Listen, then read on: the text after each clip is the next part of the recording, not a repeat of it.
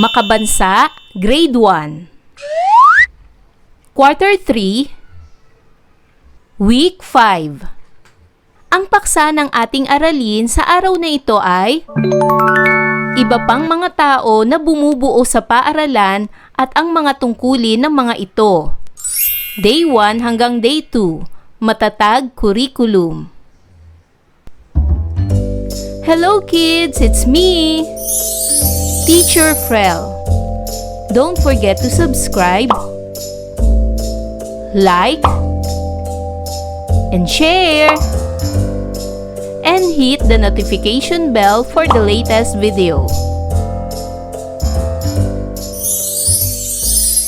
Sa araw na ito ay pag-aaralan natin sa asignaturang makabansa ang iba pang mga tao na bumubuo sa paaralan at ang mga tungkulin ng mga ito. Day 1. Mga layunin. Una, nakikilala ang iba pang mahalagang tao na bumubuo sa paaralan. At pangalawa, natutukoy ang mga tungkulin ng iba pang tao na bumubuo sa paaralan. Ang nilalaman o paksa ng ating aralin ay iba pang mga tao na bumubuo sa paaralan at ang mga tungkulin ng mga ito. Tayo ay magbalik-aral. Basahin ang mga pangungusap. Tukuyin kung ang pangungusap ay tungkulin ng mag-aaral, tungkulin ng guro, at parehong tungkulin ng guro at mag-aaral. Unang pangungusap. Gumagawa ng takdang aralin. Kaninong tungkulin ito? Ito ba ay tungkulin ng mag-aaral, tungkulin ng guro, o parehong tungkulin ng guro at mag-aaral? Tama, ito ay tungkulin ng mag-aaral. Pangalawa, inihahanda ang mga kagamitan sa pagtuturo ng pagbabasa. Kaninong tungkulin ito? Ito ba ay tungkulin ng mag-aaral, tungkulin ng guro, o parehong tungkulin ng mag-aaral at guro? Tama, ito ay tungkulin ng guro. Pangatlo, pagpasok sa paaralan sa tamang oras. Ito ba ay tungkulin ng mag-aaral, tungkulin ng guro, o parehong tungkulin ng guro at mag-aaral? Tama, ito ay tungkulin ng guro at mag-aaral. Pang-apat, pagiging tapat tuwing may pagsusulit. Ito ba ay tungkulin ng guro, tungkulin ng mag-aaral, o parehong tungkulin ng guro at mag-aaral? Tama, ito ay tungkulin ng mag-aaral. At panglima, pagwawasto ng mga gawain ng mga mag-aaral. Ito ba ay tungkulin ng guro, tungkulin ng mag-aaral, o parehong tungkulin ng mag-aaral at guro? Tama, ito ay tungkulin ng guro. Sa araw na ito, kikilalanin natin ang iba pang mahalagang tao na bumubuo sa paaralan. Tutukuyin din natin ang mga tungkulin ng iba pang tao na bumubuo sa paaralan. Basahin ang mga sumusunod na salita at ang kahulugan ng bawat isa. Namamahala. Siya ang nag-aasikaso at namamalakad sa mga bagay-bagay. Aklatan. Ito ay gusali o silid na naglalaman ng koleksyon ng mga aklat. Kantina. Ito ang lugar sa opisina, paaralan, kampo o anumang pagawaan na maaaring mabilhan ng pagkain, inumin at iba pa. Tukuyin ang larawang ito.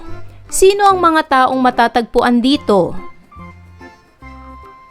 Tama, ang larawang ito ay tanggapan ng mga guro o faculty room. Matatagpuan dito ang mga guro. Ang tungkulin ng guro ay magturo at gumabay sa mga mag-aaral upang sila ay matutong bumasa, sumulat, magbilang at magkaroon ng mabuting asal. Siya ang tumutulong sa mga bata na matuklasan ang kanilang kakayahan at talento. Ang guro rin ay nagbibigay ng payo, aral at disiplina upang ang mga mag-aaral ay maging responsable at mabuting mamamayan. Mahalaga ang guro sapagkat siya ang isa sa mga humuhubog sa kinabukasan ng bawat bata. Tukuyin ang larawang ito. Sino ang mga taong matatagpuan dito? Tama! Ito ay kantina o kantin. Matatagpuan dito ang tagapamahala ng kantina.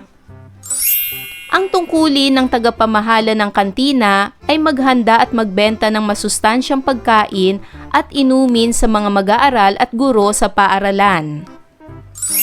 Sinisiguro niyang malinis at ligtas ang mga pagkain kanilang ibinebenta upang maiwasan ang pagkakasakit ng mga bata. Tukuyin naman ang larawang ito. Sino ang mga taong matatagpuan dito? Tama! Ito ay silid-aklatan o library. Matatagpuan dito ang tagapangalaga ng aklatan. Ang tungkulin ng tagapamahala ng aklatan ay ang pangangalaga at pag-aayos ng mga aklat sa loob ng aklatan. Siya ang tumutulong sa mga mag-aaral at guro sa paghahanap ng mga librong kanilang kailangan. Pinapanatili rin niyang tahimik, malinis at maayos ang aklatan upang maging magandang lugar ito para sa pagbabasa at pag-aaral. Mahalaga ang tagapamahala ng aklatan dahil siya ang gumagabay sa mga tao upang mahalin ang pagbabasa at matuto ng maraming kaalaman. Tukuyin naman ang larawang ito. Sino ang mga taong matatagpuan dito? Tama! Ito ay tanggapan ng gwardya o guardhouse. Matatagpuan dito ang gwardya ng paaralan. Ang tungkulin ng gwardya sa paaralan ay ang pagbabantay at pagsisiguro sa kaligtasan ng mga mag-aaral, guro at iba pang mga tao sa paaralan. Siya ang nagbabantay sa gate at nagtitiyak na ang mga pumapasok sa paaralan ay may tamang pahintulot. Tinutulungan din niya ang mga mag-aaral sa pagtawid at sa pagpapanatili ng kaayusan sa loob at labas ng paaralan. Mahalaga ang gwardya dahil siya ang nagpoprotekta sa lahat upang maging ligtas at payapa ang kapaligiran ng paaralan. Tukuyin naman ang larawang ito. Sino ang mga taong matatagpuan dito? Tama! Ito ay klinika o clinic. Matatagpuan dito ang doktor at nurse. Ang tungkulin ng doktor at nurse sa paaralan ay pangalagaan ang kalusugan ng mga mag-aaral, guro at iba pang tao sa paaralan. Sila ang tumitingin at nagbibigay ng paunang lunas sa mga nasasaktan o nagkakasakit sa loob ng paaralan. Nagsasagawa rin sila ng check-up, pagbabakuna at mga paalala tungkol sa tamang pangangalaga sa katawan. Mahalaga ang doktor at nurse dahil sila ang tumutulong upang manatiling malusog at ligtas ang lahat sa paaralan. Tukuyin naman ang larawang ito. Sino ang mga taong matatagpuan dito? Tama! Ito ay tanggapan ng punong guro o principal's office. Matatagpuan dito ang punong guro. Ang tungkulin ng punong guro ay pamunuan at pamahalaan ng buong paaralan upang maging maayos at ligtas ang pag-aaral ng mga mag-aaral. Siya ang gumagawa ng mga patakaran at sinisiguro na nasusunod ang mga ito ng guro, mag-aaral at kawani o iba pang bumubuo sa paaralan. Ang punong guro ay gumagabay at sumusuporta rin sa mga guro upang maging epektibo ang kanilang pagtuturo. Mahalaga ang punong guro dahil siya ang nangunguna sa pagpapaunlad ng paaralan at sa paghuhubog ng mabuting kinabukasan ng mga mag-aaral. Narito ang iba pang tao na bumubuo sa paaralan, gaya ng janitor.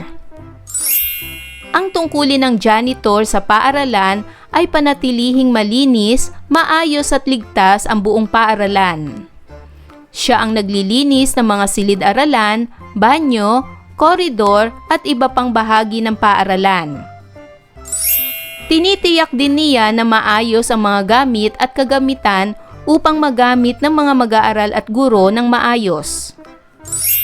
Mahalaga ang janitor dahil siya ang tumutulong na maging komportable at ligtas ang kapaligiran para sa pag-aaral ng lahat sa paaralan. Guidance teacher. Ang tungkulin ng guidance teacher ay gabayan at tulungan ang mga mag-aaral sa kanilang pag-aaral, damdamin at personal na suliranin. Siya ang nagbibigay ng payo at suporta upang matulungan ng mga bata na magkaroon ng tamang desisyon at masolusyonan ang kanilang problema. Tinutulungan din niya ang mga mag-aaral na maunawaan ang kanilang sarili at mapaunlad ang kanilang kakayahan at ugali. Mahalaga ang guidance teacher dahil siya ang katuwang ng mga mag-aaral sa paghubog ng kanilang magandang kinabukasan at pagiging mabuting tao. Paano maipakikita ang paggalang sa mga nabanggit na tao na bumubuo sa sariling paaralan? Narito ang mga paraan upang maipakita natin ang paggalang sa mga tao sa paaralan kapag nakakasalamuhan natin sila. Una, batiin sila ng magandang umaga o magandang araw kapag nakikita natin sila. Pangalawa, ipakita ang paggalang sa pamamagitan ng pagsunod sa utos ng guro, punong guro at iba pang kawani ng paaralan. Pangatlo, gumamit ng po at opo at makinig kapag sila ay nagsasalita.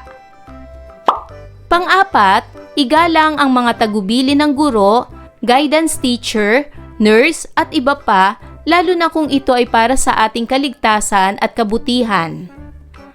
Panglima, tumulong sa pagpapanatili ng kaayusan upang hindi sila mahirapang gawin ang kanilang tungkulin. At pang-anim, igalang ang trabaho ng janitor, gwardya at iba pa sa pamamagitan ng pag-ingat sa kagamitan at pagtapon ng basura sa tamang lugar.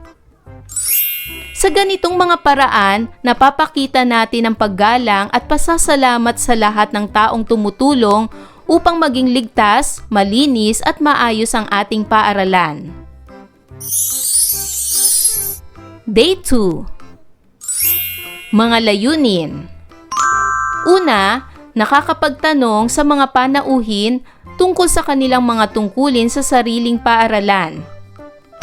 At pangalawa, nakaguguhit ng halimbawa ng tao sa paaralan batay sa tungkuling ginagampanan nito sa sariling paaralan. Ang nilalaman o paksa ng aralin ay iba pang mga tao na bumubuo sa paaralan at ang mga tungkulin ng mga ito. Sa araw na ito, tayo ay makikinig sa kwento tungkol sa tungkulin ng taong bumubuo sa paaralan. Basahin ang mga sumusunod na salita at ating balikan ang kahulugan ng bawat isa. Namamahala. Siya ang nag-aasikaso at namamalakad sa mga bagay-bagay. Tungkulin. Ito ay trabaho sa isang tanggapan o samahan. Ngayon naman, para sa inyong gagawing gawain, ang gawaing ito ay nangangailangan ng panauhin na iimbitahan sa loob ng klase. Ang panauhin ay maaaring isa sa mga nabanggit na mga tao na bumubuo sa paaralan. Narito ang ipapagawa ninyo sa inyong panauhin. Magbabahagi siya ng kwento o karanasan tungkol sa kanyang gampanin o tungkulin sa paaralan. Ang panauhin ay maaring ang guidance teacher, tagapamahala ng silid-aklatan, at tagapamahala ng kantina. Bawat isa ay magtatanong sa panauhin kung ano ang kanilang mga tungkulin sa paaralan. Mahalaga na magampanan ng ating mga panauhin ang kanilang tungkulin dahil nakakatulong ito sa maayos at epektibong pagpapatakbo ng paaralan. Kapag ginagawa nila ang kanilang responsibilidad, nagiging ligtas, malinis at kaaya-aya ang kapaligiran para sa lahat. Nakakatulong din ito sa pag-unlad at kaayusan ng mga mag-aaral dahil bawat isa ay nagagawa ang kanilang bahagi. Bukod dito, nagpapakita rin ito ng disiplina at malasakit na mahalaga sa pagtutulungan at pagpapanatili ng respeto sa isa't isa sa paaralan. Ngayon ay gawin na natin ang gawain bilang isa. Puna ng chart ng mga impormasyon tungkol sa nakilalang mahalagang tao sa inyong paaralan. Isulat ang pangalan ng panauhin at ano ang kanyang ginagawa sa paaralan. Para naman sa gawain bilang 2, pumili ng isang mahalagang tao sa paaralan. Iguhit ang napiling tao sa kahon at ang kanyang tungkulin na ginagampanan sa paaralan. At sagutan ninyo ang mga sumusunod na tanong. Sino ang mahalagang tao sa paaralan na iyong iginuhit? Ano ang kanyang tungkulin sa paaralan? Ayan mga bata! Naunawaan niyo ba ang ating aralin sa araw na ito?